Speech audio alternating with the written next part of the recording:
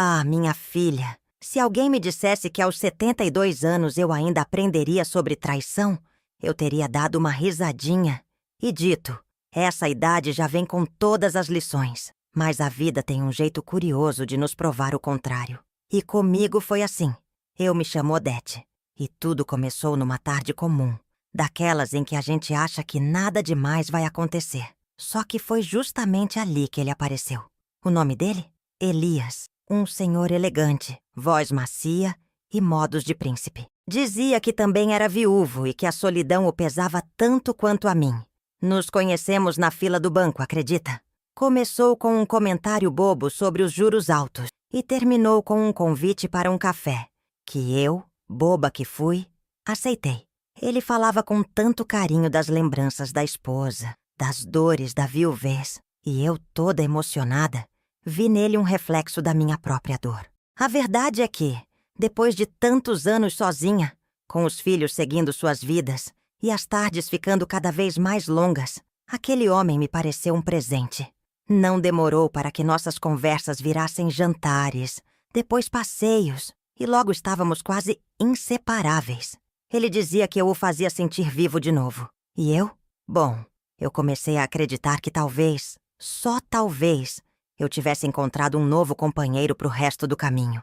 Mas o mais estranho era que Elias sempre perguntava demais. Queria saber sobre a casa que era do meu falecido marido, sobre o sítio que meus pais deixaram, sobre a aposentadoria que eu recebia todo mês. No começo, achei que era só curiosidade de quem queria planejar uma vida junto.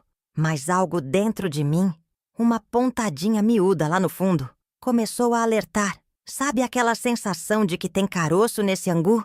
Pois é, só que o coração da gente, quando resolve bater mais forte, faz um barulho tão alto que abafa qualquer sinal de alerta. E foi assim que, com o tempo, fui deixando ele se aproximar de tudo. Da minha rotina, da minha confiança e principalmente das minhas finanças. O problema é que eu ainda não fazia ideia do que ele realmente queria e nem do que seria capaz de fazer para conseguir. Com o tempo, Elias foi se infiltrando na minha vida de um jeito que, quando percebi, já era tarde. Ele sabia onde eu guardava as chaves de casa, conhecia o nome dos meus netos, sabia até qual era meu prato preferido no almoço de domingo. Era como se cada detalhe meu tivesse virado um pedaço de um quebra-cabeça que ele montava com muito cuidado. Só que com um propósito que eu, naquela fase, ainda não conseguia enxergar com clareza. Elias tinha um jeito encantador, quase hipnótico. Sempre dizia que o amor dele era puro, que estava comigo por quem eu era, não pelo que eu tinha. E eu, boba de novo, acreditava em cada palavra. Quando ele dizia: Odete, você me faz sentir em casa, eu sentia um calor no peito, como se, enfim, tivesse encontrado um porto seguro, depois de tantas tempestades da vida. Certa vez ele chegou com uma ideia, que a gente deveria juntar os nossos nomes numa conta bancária conjunta para facilitar as coisas do dia a dia. Disse que era coisa de casal sério, que confiava tanto em mim quanto esperava que eu confiasse nele. Eu hesitei. Claro que hesitei. Mas ele usou palavras doces, olhou nos meus olhos com aquela expressão de homem ferido pelo tempo e pela solidão, e me convenceu. No fundo, eu ainda acreditava que o amor podia ser uma segunda chance, mesmo depois da velhice bater à porta. Ele passou a pagar contas para mim, a resolver pequenas burocracias, a cuidar de coisas que antes me tomavam tempo e energia. Eu fui relaxando, fui deixando. Parecia bom demais para ser verdade. E quando algo parece bom demais, a gente devia prestar mais atenção. Mas em vez disso, eu me deixei levar pela ilusão de estar sendo cuidada, de estar finalmente amando e sendo amada de novo. O curioso é que meus filhos começaram a estranhar. Diziam que ele era intrometido demais, que mal tinham tempo de falar comigo sem que ele estivesse por perto. Eu defendia Elias com unhas e dentes, como se qualquer crítica a ele fosse uma ofensa a mim. Cega, completamente cega. Só que uma manhã, ao revisar alguns papéis antigos na gaveta da escrivaninha, vi um documento que eu não lembrava de ter assinado. E o nome dele estava lá, bem no meio, com firma reconhecida. Meu coração gelou E foi aí que a névoa começou a se dissipar. Peguei aquele documento com as mãos trêmulas, como se estivesse segurando uma cobra prestes a me morder. Era um termo de autorização, de transferência parcial dos bens em meu nome. E lá estava na assinatura. Minha. Ou ao menos parecia ser. Mas eu não lembrava daquilo, nem remotamente. Na hora, um enjoo me tomou. Senti a cabeça girar e a alma afundar num buraco fundo. Como eu, tão cautelosa com minhas coisas, poderia ter assinado algo assim? Corri até o armário, puxei mais pastas, procurei outros papéis e fui achando, um por um, a conta conjunta, o seguro de vida alterado, uma autorização para que ele movimentasse minha aposentadoria. Era como se cada mês, cada carinho, cada palavra bonita tivessem sido ensaiados com frieza. Elias estava construindo uma teia e eu era a mosca acomodada no centro. Respirei fundo e sentei na beira da cama. As lembranças começaram a passar como um filme. O dia em que ele disse que me amava pela primeira vez, quando me deu aquele broche antigo dizendo que era da mãe dele, quando segurou minha mão no velório do meu irmão. Tudo parecia tão sincero, mas agora, com os olhos abertos, tudo ganhava outra luz. Cada gesto tinha uma sombra escondida. Na mesma tarde, chamei minha neta, Paula, que sempre me ajudava com essas coisas. Mostrei os papéis, expliquei como me sentia. Ela, coitada, ficou chocada. Vó, isso é golpe, disse quase sem voz. E eu, orgulhosa como sempre fui, senti o chão abrir. Ser enganada por amor já é cruel. Mas ser manipulada aos 73 anos por alguém que dizia me proteger? Isso era devastador. Decidimos então buscar orientação com um advogado. Mas antes mesmo de irmos até lá, Elias chegou em casa sorrindo como se nada tivesse acontecido. Sentou-se na cozinha, pediu café, falou da novela e ainda brincou dizendo que sonhou comigo. Eu só conseguia encarar aquele rosto e me perguntar como ele tinha coragem. Fiquei calada, fingindo normalidade. Precisava de tempo para entender até onde aquilo ia. E naquela noite, enquanto ele dormia no sofá como de costume, eu me levantei, peguei meu celular e comecei a gravar. Eu me sentia uma espiã dentro da minha própria casa. Toda vez que ele saía para ir à padaria ou ao banco, eu aproveitava para abrir as gavetas dele, mexer nas pastas escondidas no fundo do armário e tirar fotos dos documentos. Era um jogo silencioso, perigoso, mas eu já tinha entendido que, se não fizesse nada, ele ia acabar me deixando sem nada. Nem dignidade, nem memória, nem chão. No terceiro dia, achei uma pasta azul escura, daquelas de plástico velho, guardada dentro de uma caixa de sapato. Lá estavam cópias de transferências, documentos que ele tinha preparado com meu nome e endereço, mas que claramente não tinham sido redigidos por mim. Em alguns, minha assinatura estava ali, mas tremida, fora do lugar. Em outros, nem isso. Eu tremia de raiva, mas mantinha a calma. Precisava montar o quebra-cabeça com cuidado. Mostrei tudo a Paula. Ela tirava fotos, mandava para um advogado que ela conhecia e dizia: "Calma, vó, a gente vai desmascarar esse canalha." Mas era difícil manter a calma. Toda noite eu deitava ao lado dele, mesmo que em camas separadas, e fingia estar tudo bem. Ele falava dos planos para o futuro, falava de uma viagem que queria fazer comigo para Caldas Novas, e eu só sorria e fingia que acreditava. Até que um dia ele deixou o celular dele dando sopa na sala. A senha? A data de nascimento da falecida mãe. Entrei. O coração quase saiu pela boca. Havia mensagens trocadas com uma mulher chamada Nina. E o conteúdo? O conteúdo era nojento. Ele falava de como estava quase conseguindo tudo. Dizia que era só eu assinar mais um papel. Que ele ia colocar a velha numa clínica depois. E que dinheiro de viúva carente cai do céu. Me faltou o ar. Naquela noite, não consegui dormir. Fiquei em pé no corredor, olhando para a porta do quarto dele, como quem encara um abismo. Eu precisava agir, mas não podia fazer nada no impulso. Decidi seguir o conselho do advogado da Paula. Recolher provas, manter a calma e, acima de tudo, não alertá-lo. E foi aí que uma ideia ousada começou a se formar na minha cabeça. Passei os dias seguintes fingindo ser a esposa perfeita. Preparava o café da manhã como se nada estivesse acontecendo. Ria das piadas dele, mesmo as mais sem graça.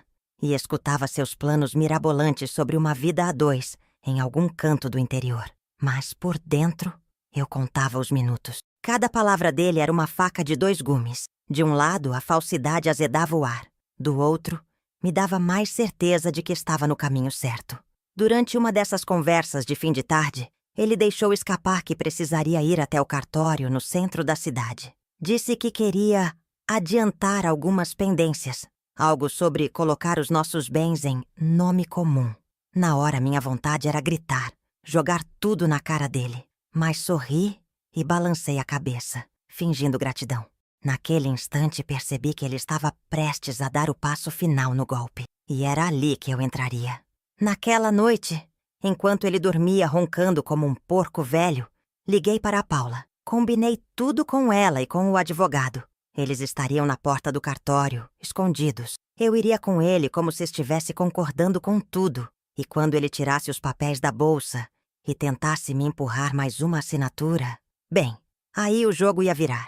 O dia seguinte amanheceu nublado e o céu parecia conspirar comigo. Vesti meu melhor vestido, aquele azul marinho que eu guardava para ocasiões especiais, e até passei um batom claro, só para deixar tudo mais irônico. No caminho, ele estava animado, falante, como um garoto prestes a receber um presente. Enquanto dirigia, dizia que depois dali poderíamos passar numa doceria, comprar um bolo de abacaxi, meu preferido. Eu só concordava com um ensaiado, de quem escutava mas não ouvia. Chegamos. Ele estacionou. E quando me deu a mão para atravessar a rua, eu segurei com firmeza, não por afeto, mas por controle. Eu sabia que em poucos minutos a máscara dele ia cair. E mal podia esperar para ver a expressão no rosto daquele homem, quando percebesse que dessa vez não era ele quem estava manipulando tudo. Era eu. A porta do cartório era de vidro e dava para ver tudo lá de fora. Eu segurei o braço dele com doçura e entramos como um casal comum, daqueles que vinham assinar papéis para firmar a união, ou quem sabe resolver alguma partilha pacífica. A atendente nos recebeu com um sorriso e ele respondeu com aquele charme ensaiado, como se fosse o homem mais gentil do mundo. Me olhou de lado e apertou minha mão com força, como se dissesse: estamos quase lá. Sentamos diante de uma mesa de madeira clara, com uma pilha de papéis já separados. Ele puxou um documento do envelope como quem tira um coelho da cartola e começou a explicar, como se eu fosse uma criança, que bastava assinar aqui e ali, e tudo estaria certo. Fiquei olhando para ele como quem acredita, como quem confia. Era um teatro, mas eu sabia exatamente meu papel. Foi então que dei uma leve batida na mesa, apenas para interromper o discurso dele. Fingi que havia esquecido meus óculos e pedi um momento. Me levantei com calma, caminhei até a porta com passos lentos e, como quem não quer nada, abri. Do lado de fora, a Paula já me esperava. Ao lado dela, o advogado e mais 2 testemunhas. Eles entraram comigo, em silêncio. O barulho dos saltos da Paula ecoou pelo chão do cartório, como tambores de guerra. Ele ainda não tinha entendido. Continuava com um sorrisinho bobo no rosto, achando que era parte de algum capricho meu. Só quando o advogado colocou os documentos verdadeiros sobre a mesa, e não aqueles que ele tinha inventado, que o sorriso dele desabou. Ficou branco. As mãos começaram a tremer. Tentou argumentar, balbuciou algo sobre mal entendido, mas era tarde. A atendente, que até então só observava, percebeu o clima tenso. Mas Paula foi rápida. Explicou com firmeza que aquilo era uma denúncia formal e que tínhamos provas. Tudo que ele tentava fazer com a minha assinatura já estava documentado, gravado, guardado. Ele se levantou tão bruscamente que a cadeira caiu. E nesse momento, percebi que o jogo tinha virado de vez. Mas ainda havia mais para acontecer. Porque o que ele fez depois? Ninguém esperava. Nem eu. Ele deu um pulo da cadeira como se o chão tivesse queimado seus pés. Os olhos dele, que antes me olhavam com doçura fingida, agora estavam arregalados, selvagens, como o de um animal encurralado. Começou a andar de um lado para o outro. os braços agitados, falando alto, tentando justificar o injustificável. Disse que era tudo um mal-entendido, que me amava, que tinha sido um erro técnico, que alguém o havia orientado errado. Paula cruzou os braços, firme, e o advogado sequer piscava. A atendente chamou o segurança do prédio, preocupada com o tom de voz que aumentava. Mas eu, mesmo sentindo o coração bater no pescoço, continuei sentada. Eu precisava ver até onde ele seria capaz de ir. E ele foi longe. De repente, ele apontou o dedo para mim e disse que eu era uma mulher rancorosa, que nunca aceitei o amor de verdade. Começou a me culpar por tudo, dizendo que eu era sozinha, amargurada, que ninguém mais me queria e que por isso inventei tudo aquilo. As palavras batiam no meu rosto como tapas, mas não doíam mais, porque eu já sabia quem ele era. E ali naquele cartório, todo mundo passou a saber também. A humilhação pública parecia deixá-lo ainda mais descontrolado. Quando o segurança entrou, ele empurrou a cadeira e disse que não ficaria nem mais um segundo ali. Saiu bufando, batendo a porta de vidro com tanta força que o som fez uma senhora na recepção se assustar. Mas antes de sair, virou-se para mim com olhos cheios de raiva e disse: "Você vai se arrepender. Eu não perdoo traição." Foi a primeira vez que ouvi essa palavra sair da boca dele com tanto peso. Traição. Como se eu é que tivesse armado tudo isso. Como se eu fosse a vilã da história. Mas aquela ameaça dele ficou ecoando na minha cabeça por dias. E por mais que eu já tivesse me precavido, por mais que meus documentos estivessem protegidos e minha casa com nova fechadura, eu sentia lá no fundo que ele ainda não tinha desistido. E eu não estava errada. Porque o que ele fez depois quase me destruiu de vez. Na semana seguinte, meu telefone não parava de tocar. Começaram as ligações anônimas de madrugada. O toque estridente quebrando o silêncio da casa e me fazendo pular da cama com o coração na garganta. Quando eu atendia, ninguém falava nada. Só um silêncio frio, como se alguém me observasse do outro lado da linha, alimentando o medo. Depois, vieram as mensagens no portão. Papéis amassados, com ameaças escritas à mão, algumas palavras riscadas com raiva, como se quem escrevesse estivesse tremendo de ódio. Paula me aconselhou a ir à delegacia, registrar tudo, e eu fui. Fiz boletim de ocorrência, entreguei cópias das mensagens, mostrei o histórico de chamadas. Mas, por mais que a lei tentasse me proteger, a sensação era de que ele me espreitava, sempre um passo à frente, como se conhecesse meus medos mais íntimos e soubesse exatamente onde cutucar. Uma noite, ao voltar da padaria, encontrei minha porta da frente com marcas de chave arranhada, como se alguém tivesse tentado entrar.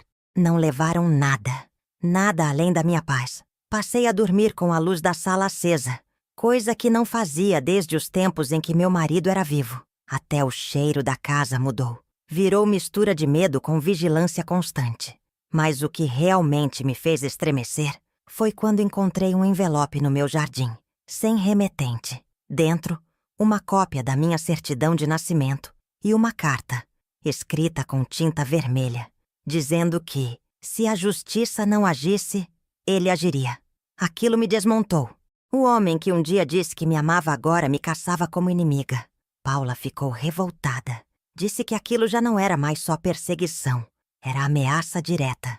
E ela estava certa. Porque naquela mesma semana, ao abrir meu e-mail, encontrei mensagens enviadas em meu nome para instituições de caridade, solicitando doações em valores altíssimos. Uma tentativa baixa, suja, de me envolver em fraudes para me desmoralizar. Era como se ele estivesse tentando arrancar de mim, além da herança, a dignidade. Mas foi aí que minha filha, que morava em outra cidade, resolveu vir passar uns dias comigo. E foi justamente a chegada dela que fez uma peça solta desse quebra-cabeça finalmente se encaixar. E o que descobrimos juntas mudou tudo. Foi só minha filha pisar dentro de casa que eu senti um sopro de alívio. Ela sempre teve esse jeito firme, direto, sem rodeios. Enquanto eu tremia por dentro, ela analisava cada detalhe com um olhar desconfiado, como se estivesse montando um dossiê mental sobre tudo o que estava acontecendo. Em menos de 2 horas, ela já havia aberto meu computador, revisado meus e-mails e conferido as mensagens enviadas em meu nome. E foi ali que tudo começou a tomar outro rumo. Ela percebeu que os acessos aos meus dados bancários não vinham só de tentativas externas. Alguém usava minhas senhas de forma tão exata que parecia estar dentro da minha casa. E pior, descobri um dispositivo de acesso remoto instalado no meu computador. Um programinha pequeno, escondido, que permitia a alguém espionar tudo o que eu fazia ali, desde digitar uma senha até conversar com amigas no bate-papo. Meu coração gelou. Como aquilo foi parar ali? Vasculhamos todas as coisas que o Osvaldo havia deixado quando morou aqui. Documentos, pendrives, até um velho notebook que ele me deu dizendo que era mais rápido que o meu. E foi nesse notebook meio empoeirado que encontramos o rastro.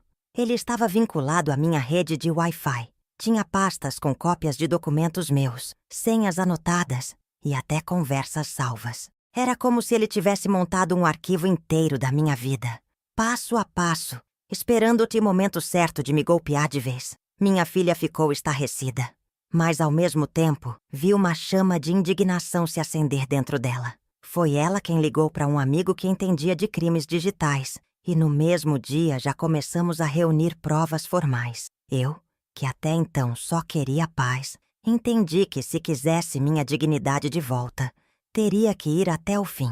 No dia seguinte, minha filha sugeriu uma armadilha. Algo discreto, mas certeiro, para confirmar de uma vez por todas até onde Osvaldo tinha ido. No começo, hesitei. Era arriscado. Mas, no fundo, eu sabia. Ele jamais imaginaria que uma senhora como eu, com cabelo branco e passos lentos, ainda saberia virar o jogo. A ideia era simples, mas ousada. Fazer Osvaldo pensar que havia uma nova movimentação financeira na minha conta. Algo grande, tentador. Uma quantia que ele não resistiria em tentar acessar, acreditando que eu jamais desconfiaria. Minha filha, com a ajuda do amigo especialista, criou uma simulação de extrato bancário falso, contendo um depósito vultoso, oriundo de um suposto acerto judicial. Ela o imprimiu e deixou à vista propositalmente sobre a mesa do corredor, bem ao lado do telefone fixo, como quem esqueceu por descuido. Eu tremia ao ver aquele papel ali. Parecia bobagem, mas aquilo era como um anzol jogado num tanque com um peixe faminto. Em poucas horas, como previsto, Osvaldo apareceu. Justificou sua visita com um sorriso carismático, dizendo que sentia saudade e estava preocupado comigo. Eu fingi acreditar. Ofereci café, conversamos sobre banalidades e deixei o ambiente calmo, exatamente como nos velhos tempos, até que ele avistou o extrato sobre a mesa. Vi os olhos dele demorarem no papel. Uma curiosidade fingida de desinteresse. Perguntou casualmente o que era aquele documento. E eu, fingindo constrangimento, disse que era um processo antigo, que finalmente havia sido resolvido. Acrescentei que preferia não comentar muito, pois ainda estava abaladíssima com tantas decepções e não confiava mais em ninguém. Ele assentiu com um aceno lento, mas eu vi ali um brilho nos olhos. Um brilho que não era de alegria por mim, mas de ganância. Naquela mesma noite, os registros de tentativas de acesso à minha conta aumentaram. O IP rastreado? O mesmo do velho notebook dele. Aquele que ficava desligado. Minha filha, que já havia instalado um software espião no computador para monitorar as conexões suspeitas, confirmou. Ele mordeu a isca e foi além. Enviou um e-mail, fingindo ser do banco, solicitando confirmação de dados. Um golpe clássico, mas que denunciava sua intenção desesperada. Só que dessa vez, não éramos mais as vítimas passivas dessa história. Na manhã seguinte, fizemos algo que ele jamais esperaria. Algo que mexeria não só com ele, mas com tudo que ele construiu em cima da minha boa-fé. E o mais impressionante é que foi ali que eu descobri o maior trunfo da minha vida. Ainda estava por vir. Naquela manhã, vesti minha roupa mais sóbria, amarrei o cabelo num coque firme, como eu não fazia há anos, e encarei o espelho com uma expressão que há muito tempo não via em mim mesma: determinação. Minha filha já estava pronta. Tínhamos um pendrive com todos os registros, capturas de tela, prints das tentativas de invasão e cópia do e-mail falso enviado por Osvaldo. Fomos direto à delegacia especializada em crimes cibernéticos, onde fomos atendidas por uma investigadora chamada Luísa. Uma mulher firme, mas com um olhar acolhedor. Ela nos ouviu com atenção e, ao final da minha narrativa, soltou um suspiro daqueles que só quem já viu muita coisa sabe dar. Disse que, infelizmente, casos como o meu vinham crescendo. Idosos sendo enganados, manipulados, usados por gente sem escrúpulo algum. Mas o que chamou a atenção dela foi o nível de sofisticação do golpe e, principalmente, o fato de termos provas tão claras e organizadas. Eu disse que, dessa vez, eu queria justiça. Não vingança. Justiça. Luísa começou a registrar a ocorrência e pediu o contato de Osvaldo. Também nos orientou a não mudar nosso comportamento, para não levantar suspeitas. Era preciso deixá-lo acreditar que ainda tinha o controle, enquanto o cerco ia se fechando em torno dele. Concordamos. Voltei para casa, tentando parecer a mesma de sempre. A mulher distraída, sensível, vulnerável. Mas por dentro, meu sangue fervia. Eu já não era a viúva tola de antes. Naquela mesma tarde, Osvaldo me ligou. Com voz doce, disse que estava passando perto da minha casa e queria passar para tomar um café. Era a oportunidade perfeita. Abri o portão, coloquei a mesa com bolo e café, como se nada tivesse mudado. Ele chegou sorrindo, me beijou no rosto e me elogiou como sempre fazia. Mas agora cada gesto dele parecia ensaiado, artificial. Eu enxergava o homem por trás da máscara e percebi. Ele ainda achava que estava me enganando. Mas naquele momento mal sabia ele que o tempo dele estava contado. E foi entre goles de café e falsas gentilezas que algo inesperado aconteceu. Algo que virou completamente o rumo dos acontecimentos e revelou um lado dele que até então eu não fazia ideia que existia. Estávamos sentados à mesa da varanda e eu fazia um esforço quase teatral para manter o sorriso. O cheiro do café recém-passado misturava-se ao perfume forte de Osvaldo, aquele mesmo que antes me causava conforto e agora só me dava enjoo. Ele falava sobre uma suposta viagem que queria fazer comigo. Algo sobre praias desertas, pôr do sol e começar uma vida nova, como ele dizia. Mas eu já não ouvia com o coração aberto. Ouvia com os olhos atentos. Em determinado momento, ele puxou do bolso um envelope, dizendo que havia trazido documentos importantes para discutirmos. Meu coração disparou, mas mantive a calma. Dentro havia uma nova proposta de escritura, em que ele aparecia como meu único herdeiro e responsável por mim em qualquer eventualidade. E, para piorar, tinha até um atestado falso de convivência estável. Era a prova cabal de que ele vinha planejando tudo há meses, talvez desde o início. Eu segurei aquele papel com cuidado, como se estivesse analisando seriamente, e disse: "A gente pode conversar melhor sobre isso amanhã, Osvaldo. Hoje eu só quero aproveitar a sua companhia." Ele sorriu satisfeito, achando que eu estava cedendo. Mas enquanto ele se empanturrava de bolo, minha mente estava a mil. No dia seguinte, voltei à delegacia com o envelope em mãos. A delegada Luísa quase não acreditou quando leu. Com aquilo, o inquérito ganhou força e, em poucos dias, a investigação se aprofundou. Foi quando surgiu um detalhe que nem eu esperava. Osvaldo não era apenas um aproveitador. Ele era reincidente. Já havia passado por 2 outras cidades fazendo o mesmo com outras mulheres. Usava nomes diferentes, mas o padrão era o mesmo. Seduzia senhoras viúvas, ganhava a confiança, tomava os bens e depois sumia no mundo. A polícia pediu que eu mantivesse o contato e que fingisse aceitar os termos da tal proposta. Confesso que foi difícil, mas eu sabia que estava ajudando não só a mim, como outras mulheres também. No entanto, o que ninguém esperava era que ele, percebendo que talvez estivesse sendo observado, reagiria de forma tão imprevisível. Foi numa tarde comum, no portão da minha casa, que ele fez algo que até hoje me arrepia só de lembrar e que mudou completamente o rumo da nossa história. Foi numa tarde abafada de sexta-feira, com o céu encoberto e o ar pesado, que tudo desandou. Eu havia acabado de varrer a calçada e me preparava para fechar o portão quando vi o carro dele dobrar a esquina. Era cedo demais. Ele costumava aparecer apenas aos domingos. Algo no modo como ele dirigia, rápido demais, com os faróis ligados apesar da claridade, já me deu um mau pressentimento. Ele freou bruscamente bem diante do portão e desceu sem dizer uma palavra. O rosto estava vermelho, os olhos arregalados, e ele andava com os punhos fechados, como se carregasse um peso invisível nos ombros. Eu congelei. Só tive tempo de deixar a vassoura cair no chão e recuar um passo. Ele empurrou o portão com força, sem pedir licença, como se fosse dono da casa, ou dono de mim. Você falou com a polícia, não foi? Ele cuspiu as palavras, o tom carregado de veneno. Naquele instante, não era mais o homem que me recitava poesias no sofá ou preparava omeletes aos domingos. Era outro.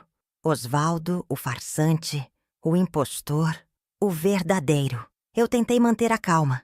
Disse que ele estava enganado, mas ele avançou, ergueu a mão e apontou o dedo na minha cara. Você não vai estragar tudo. Já roubaram minha vida uma vez. Eu não vou deixar acontecer de novo. Ele gritava, mas o que me assustava mais era o olhar. Vazio, quase desumano. Os vizinhos começaram a espiar pelas janelas. A dona Jurema, que morava em frente, foi quem chamou a polícia. Enquanto ele berrava, eu me mantinha firme, parada na soleira da porta, como se minha casa fosse uma fortaleza. Por dentro, eu tremia, mas por fora, eu era puro aço. Quando a viatura chegou, ele ainda estava no quintal, gritando sobre justiça e traição. Os policiais o contiveram, e mesmo algemado, ele se debatia como se fosse um animal enjaulado. Na delegacia, descobriram que ele já estava sendo procurado em outro estado por fraude e estelionato. Mas, apesar da prisão, algo ainda me incomodava. Porque, no meio de toda aquela confusão, ele havia soltado uma frase, uma ameaça sussurrada que só eu ouvi e que me fez perder o sono pelas noites seguintes. Naquela mesma noite, mesmo depois que ele foi levado, meu corpo parecia feito de chumbo. Me sentei na beirada da cama com o rosto entre as mãos, tentando entender como é que eu tinha deixado tudo chegar àquele ponto. Eu, que sempre fui tão desconfiada, tão pé no chão. Justo eu. A ameaça que ele sussurrou no meu ouvido antes de ser empurrado para dentro da viatura não me saía da cabeça. Isso ainda não acabou, velha tola. Foram essas as palavras exatas. Baixas, frias e cortantes como faca amolada. Passei a noite em claro. Cada barulho na rua parecia um sinal de que algo viria. O farfalhar das folhas na janela, os passos do vizinho no corredor, até mesmo o latido do cachorro da esquina me faziam pular da cama. O medo que por tanto tempo eu desconheci, agora morava comigo. E o pior, ele se alimentava da dúvida. Será que ele tinha cúmplices? Será que algum outro golpe estava prestes a acontecer? Na manhã seguinte, liguei para o delegado e pedi proteção. Me orientaram a registrar um boletim adicional, informando a ameaça. Fiz isso, mas a verdade é que eu sabia. Quem quer se vingar, não avisa. E ele tinha avisado. Isso, de certo modo, me inquietava ainda mais, como se fosse um jogo mental que eu não sabia jogar. Decidi ir até o cartório revisar toda a papelada. Eu precisava saber o que, de fato, ele havia feito com os meus documentos. E foi lá, no cartório velho da rua Barão de Tapetininga, que o segundo choque veio. Ao revisar os registros, descobri que ele tinha tentado registrar uma procuração, uma autorização para agir em meu nome. E, pasme, ele falsificou minha assinatura com tamanha precisão que até o escrivão havia acreditado. Mas o documento não foi validado porque faltava um reconhecimento em firma aberta. Foi por um tris. Um tris? Com o coração disparado, saí dali como se estivesse fugindo de um incêndio. Cada passo pelas calçadas parecia ecoar mais alto que o anterior. Fui direto à delegacia com a cópia em mãos. E ali, diante do delegado, entendi. Eu estava no centro de algo muito maior do que imaginava. Porque o nome de Osvaldo não era Osvaldo. Era um dos muitos que ele usava. E o verdadeiro estava envolvido em casos ainda mais sombrios, que iam muito além de um simples golpe do baú. Saí daquela delegacia com as mãos suando frio, o papel da procuração falsa amassado entre os dedos e a cabeça girando. Aquilo já não era mais apenas um caso de um homem interesseiro que me enganou para ficar com minha herança. Era uma teia, uma rede de mentiras, fraudes e identidades trocadas, onde eu, uma senhora de 68 anos, tinha caído feito um passarinho ingênuo, seduzido por migalhas de afeto. Chegando em casa, sentei-me no sofá e encarei a estante com as fotos antigas. A imagem do meu falecido esposo, Otacílio, parecia me fitar de volta, com aquele olhar doce e protetor que sempre me confortava. Era como se ele dissesse: vai com calma, Estela. Você ainda tem forças. Respirei fundo, limpei uma lágrima teimosa e me levantei. Eu precisava entender quem era, de fato, aquele homem que invadiu minha vida. Voltei ao computador e comecei a pesquisar tudo o que pude, com os poucos dados reais que eu tinha conseguido. Uma foto do antigo RG, uma placa de carro que lembrei de cabeça, um sobrenome mencionado por uma vizinha. Fui encaixando cada pedacinho como quem monta um quebra-cabeça antigo, com peças faltando e cantos rasgados. E foi numa reportagem de jornal do interior de Minas que a peça central apareceu. Ali estava ele. Outro nome, outro rosto. Um pouco mais jovem, com cabelo diferente. Mas os olhos... os olhos não mentem. Era ele. Estava envolvido num caso de estelionato contra uma senhora de 80 anos. O modus operandi era o mesmo. Aproximação afetiva, manipulação emocional, controle de finanças e, por fim, tentativa de transferência de bens. O processo havia sido arquivado por falta de provas. Senti um calafrio descer pelas costas. Eu não era a primeira. E, pelo jeito, talvez não fosse a última. Peguei o telefone e liguei para o delegado novamente. Contei tudo o que havia encontrado. Ele pediu que eu reunisse tudo e levasse até lá. Passei a noite organizando pastas, imprimindo documentos, grifando informações. Mas havia algo que eu ainda não tinha feito e que, no fundo, sabia que seria necessário. Eu precisava alertar outras mulheres, porque se ele usava nomes falsos e viajava por aí, enganando senhoras como eu, então o perigo estava vivo, solto e pronto para agir de novo. E eu tinha que agir antes que fosse tarde demais. Na manhã seguinte, com as pastas organizadas embaixo do braço e um nó apertado na garganta, fui direto para a delegacia. O delegado me recebeu com aquela expressão grave de quem já tinha visto muita coisa. Mas mesmo ele pareceu chocado com a precisão e frieza dos documentos que eu trouxe. Sentou-se diante de mim e examinou cada folha com atenção, murmurando baixo, como quem soma peças de um quebra-cabeça já conhecido. Dona Estela, a senhora acabou de abrir a porta para algo bem maior, ele disse por fim, cruzando os dedos sobre a mesa. Esse homem, ou melhor, esse farsante, já tem pelo menos 4 ocorrências espalhadas por outros estados. Mas ninguém tinha provas tão organizadas quanto essas. Fiquei em silêncio, sentindo ao mesmo tempo um gosto amargo de revolta e uma faísca de justiça nascendo no peito. Aquilo podia virar alguma coisa. Afinal, o delegado disse que precisava do meu depoimento completo e me pediu para ir até a sala de escuta. Sentei-me na cadeira, pus os fones de ouvido e encarei o gravador. Quando a luz vermelha acendeu, era como se eu tivesse voltado no tempo, revivendo cada palavra, cada olhar fingido, cada manhã em que aquele homem fingiu me amar enquanto arquitetava meu prejuízo. Ao sair de lá, ele me acompanhou até a porta. Disse que mandaria o material para a promotoria e que, com aquilo, havia chance real de reabrir os processos anteriores e, quem sabe, encontrar outras vítimas. A ideia de que outras mulheres haviam passado pelo mesmo me doía fundo, mas, de algum modo, me dava mais força para continuar. Voltei para casa com o coração batendo forte e a cabeça cheia de pensamentos. Eu ainda não sabia o que viria a seguir, mas sabia que não podia parar. Peguei meu caderno antigo, aquele que usava para anotar receitas, e comecei a escrever. Não sobre ele, mas sobre mim, sobre como fui enganada assim, mas também sobre como me levantei. E naquele impulso, quase sem pensar, peguei o telefone e liguei para uma antiga conhecida da rádio local. Ela ainda trabalhava lá. Atendeu com voz animada. E antes que eu perdesse a coragem, soltei de uma vez. Eu tenho uma história que precisa ser contada. É sobre um golpe, uma herança. E sobre o que eu fiz depois. Você me dá um espaço no programa? Ela ficou em silêncio por alguns segundos, como se estivesse absorvendo o peso daquilo que eu acabara de dizer. E então, com a mesma empolgação que tinha nos velhos tempos, respondeu: Claro, Estela. A gente sempre teve espaço para histórias reais e impactantes. E vindo de você, eu sei que vai mexer com muita gente. Pode vir amanhã cedo?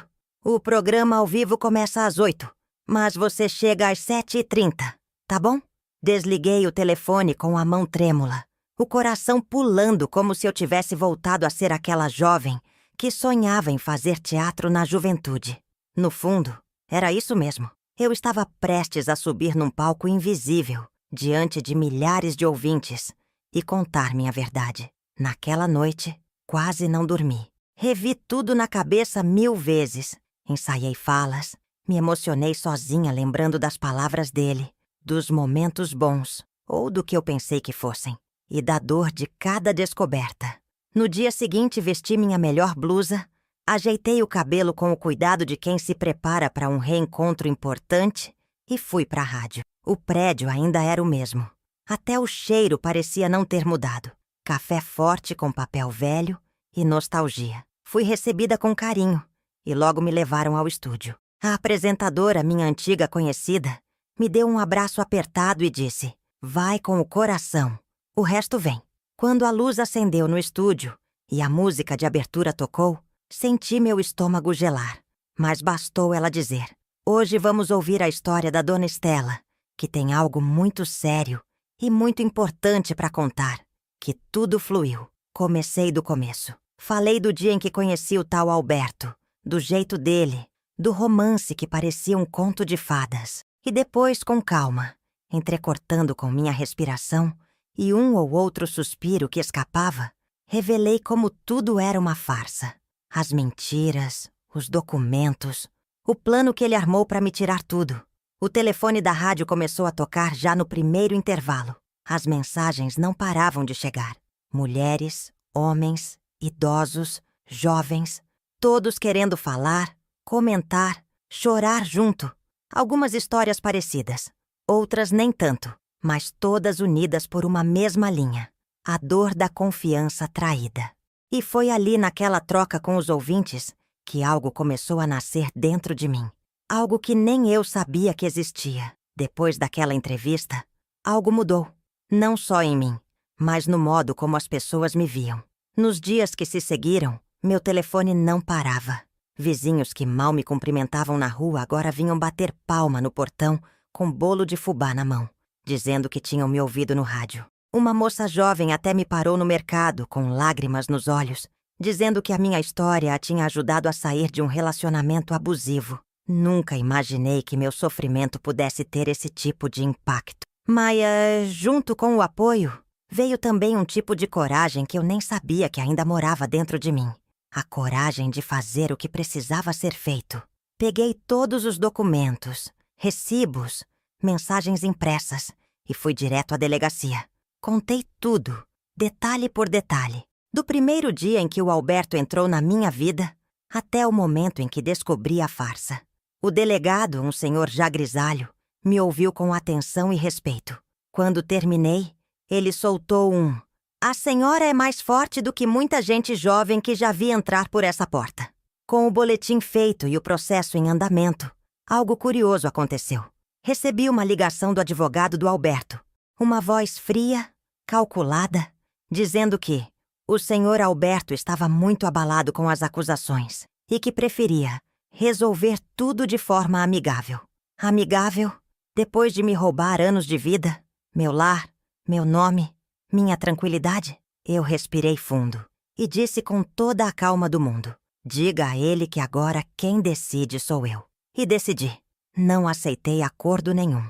Eu queria justiça, sim, mas queria mais. Queria que ele enfrentasse as consequências. Não só por mim, mas por todas as mulheres que já foram enganadas por sorrisos falsos e promessas bonitas. Porque a verdade é que ele achava que eu era só uma velhinha ingênua, fácil de dobrar. Ele não contava com minha força, nem com a solidariedade de tanta gente que se levantaria comigo. Dias depois, algo ainda mais inesperado aconteceu. Um jornalista que tinha ouvido minha participação na rádio me procurou. Disse que queria gravar minha história para um programa especial sobre golpes financeiros em idosos. E foi aí que aceitei o convite do jornalista sem pensar duas vezes. Ele se chamava Marcelo e tinha um jeito respeitoso, de quem sabia ouvir com o coração. Veio até minha casa com a equipe, luzes, câmeras e microfones, mas também com algo que eu não esperava: delicadeza. Me trataram como gente, não como uma vítima de manchete.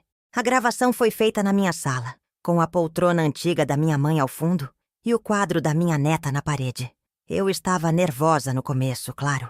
Mas quando Marcelo me pediu para contar tudo como se estivesse falando com uma amiga, as palavras simplesmente saíram, como se minha alma estivesse há anos querendo ser ouvida. Contei desde o comecinho. Falei de como o Alberto chegou como quem não queria nada, com as palavras certas e o carinho na medida. E como aos poucos ele foi construindo a teia que me prendeu por tempo demais. Não escondi as vergonhas nem os erros. Falei das noites em que me senti burra, enganada, sozinha. Falei da dor de ver o nome da minha mãe sendo usado como desculpa, num papel de venda de imóvel, quando ele me fez assinar a tal transferência. Falei da sensação de ter perdido tudo, inclusive a mim mesma. Mas também falei da virada, de como, quando tudo parecia acabado, uma força dentro de mim se levantou. Falei da rádio, da denúncia, da delegacia e das pessoas que me cercaram, me ajudaram, me deram voz. A equipe ficou em silêncio por um tempo depois que terminei. Acho que ninguém esperava que uma senhora de quase 80 anos pudesse falar com tanta firmeza, sem lágrimas, mas com verdade. Marcelo desligou a câmera e disse: "Essa história vai abrir os olhos de muita gente." E abriu mesmo. Quando o programa foi ao ar, minha vida virou do avesso de novo. Só que dessa vez, pro bem. Meu rosto estampou portais de notícia, redes sociais, até programas da manhã. Recebi mensagens do Brasil inteiro.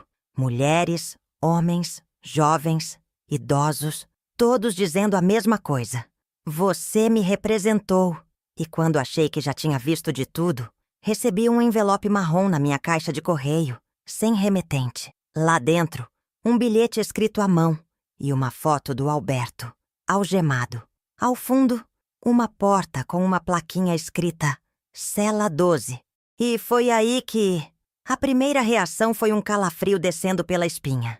As mãos tremeram e eu quase deixei o envelope cair no chão. A letra era firme, como a de alguém que queria que cada palavra fosse cravada no papel. O bilhete dizia apenas: "Justiça tem várias faces. Esta é só a primeira." Olhei de novo para a foto. O Alberto com o olhar perdido, algemado, encostado na parede fria daquela cela estreita, parecia uma sombra do homem que um dia entrou na minha vida dizendo que me amava.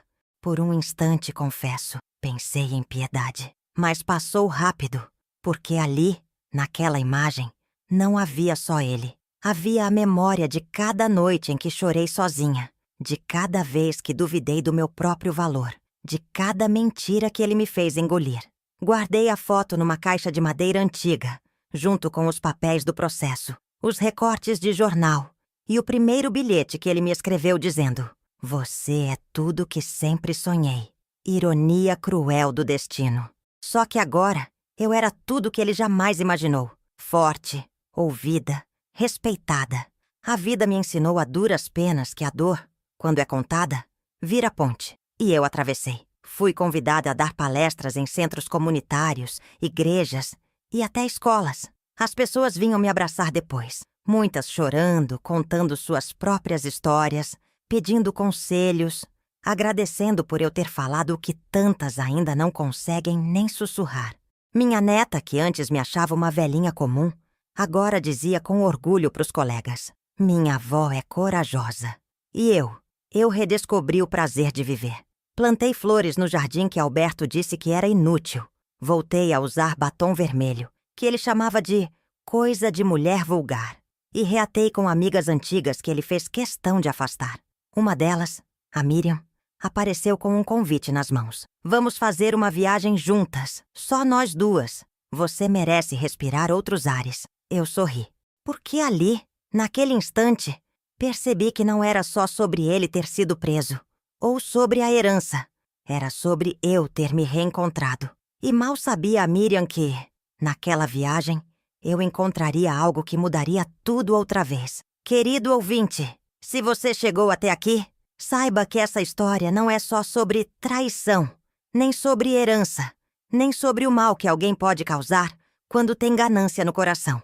Essa história é sobre despertar, sobre acordar depois de anos dormindo ao lado de alguém que nunca te enxergou de verdade, sobre redescobrir quem você é, mesmo quando pensava que já tinha se perdido.